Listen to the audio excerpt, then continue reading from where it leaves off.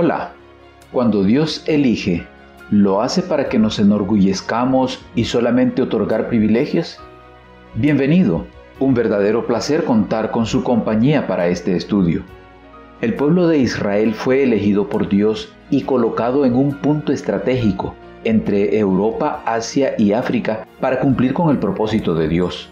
Lamentablemente, el pueblo como tal falló en esto. Pero había dentro de ese pueblo un remanente que sí estaba haciendo lo que Dios esperaba. Al igual que con Israel a través de todos los tiempos, incluyendo el nuestro, Dios ha tenido un grupo fiel que se identifica con Él y que cumple con el papel que le ha encargado. De eso trata la lección para esta semana titulada La simiente de Abraham, y que tiene como versículo para memorizar 1 Pedro 2:9. Mas vosotros sois linaje escogido, real sacerdocio, nación santa, pueblo adquirido por Dios para que anunciéis las virtudes de aquel que os llamó de las tinieblas a su luz admirable. Vayamos a las ideas principales de esta lección, viendo la razón por la que Dios dice que Israel es especial más que todos los pueblos. En Deuteronomio 7:6 el Señor dice: «Porque tú eres pueblo santo para Jehová tu Dios. Jehová tu Dios te ha escogido para hacerle un pueblo especial más que todos los pueblos que están sobre la tierra». Cuando dice que es especial, quiere decir que lo considera propiedad valiosa o tesoro peculiar. Lo interesante es que para ser elegido por Dios no había en este pueblo algo que lo hiciera merecedor o especialmente valioso. Dios lo elige en un acto de amor por pura gracia.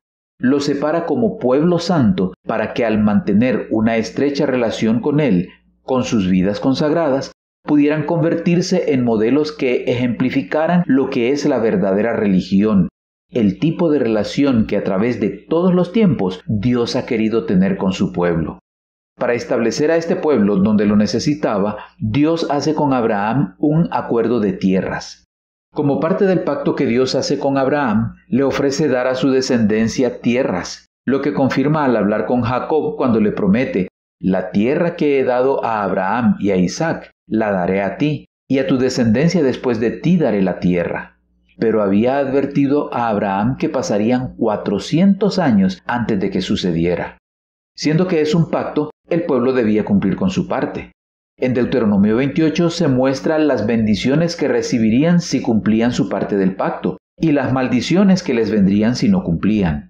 Había pues condiciones que cumplir. No cumplirlas traería al pueblo, entre otras consecuencias, lo que dice en Levítico 26, 32 y 33. «Asolaré también la tierra, y se pasmarán por ello vuestros enemigos que en ella moren.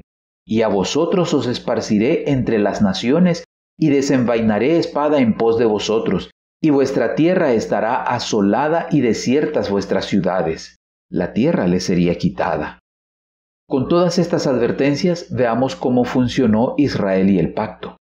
Jeremías 11:8 registra lo que dice el Señor: «Pero no oyeron ni inclinaron su oído, antes se fueron cada uno tras la imaginación de su malvado corazón. Por tanto, traeré sobre ellos todas las palabras de este pacto, el cual mandé que cumpliesen, y no lo cumplieron». Las maldiciones por no cumplir con su parte del pacto se harían una realidad, porque habían llegado a una condición comparable a la de los antediluvianos, como la describe Génesis 6:5. «Y vio Jehová que la maldad de los hombres era mucha en la tierra, y que todo designio de los pensamientos del corazón de ellos era de continuo solamente el mal». La historia nos muestra que el pueblo de Israel vivió bajo un patrón de apostasía, juicios divinos, arrepentimiento, obediencia.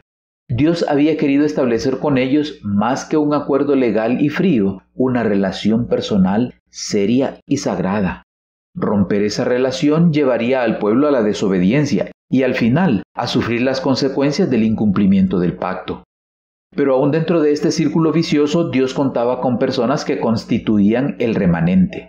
A pesar de la infidelidad y desobediencia del pueblo en general, Dios tenía un grupo que se mantendría fiel a Él. «Y dejaré en medio de ti un pueblo humilde y pobre, el cual confiará en el nombre de Jehová. El remanente de Israel no hará injusticia ni dirá mentira, ni en boca de ellos se hallará lengua engañosa, porque ellos serán apacentados y dormirán, y no habrá quien los atemorice, que es lo mismo que sucedió en los días de Elías, como Dios le dijo: y yo haré que queden en Israel 7,000, cuyas rodillas no se doblaron ante Baal, y cuyas bocas no lo besaron. Entre la apostasía y la maldad dominantes, hubo quienes eligieron cumplir su parte del pacto y recibieron la bendición de Dios para servir a su propósito, ser instrumentos divinamente designados para declarar mi gloria entre las naciones. De esta manera, otros se unirían a los fieles para adorar al Rey, a Jehová de los ejércitos. Y aunque el remanente sufra junto con el pueblo las consecuencias de la apostasía, como el exilio babilónico, la recompensa real de este remanente, la promesa final y suprema del pacto, será de ellos, la vida eterna. Esta es la promesa del Señor: mis ovejas oyen mi voz, y yo las conozco y me siguen, y yo les doy vida eterna, y no perecerán jamás, ni nadie las arrebatará de mi mano. Dios siempre tuvo la intención de formar un pueblo sin distinción de ningún tipo, el Israel espiritual. Aunque en general Israel falló, Dios tenía un remanente fiel a través del cual alcanzaría a otras personas para formar parte de su remanente, ya no solamente judíos, sino también gentiles que conformarían el Israel espiritual. Pablo lo dice así en Gálatas 3, 26 al 29.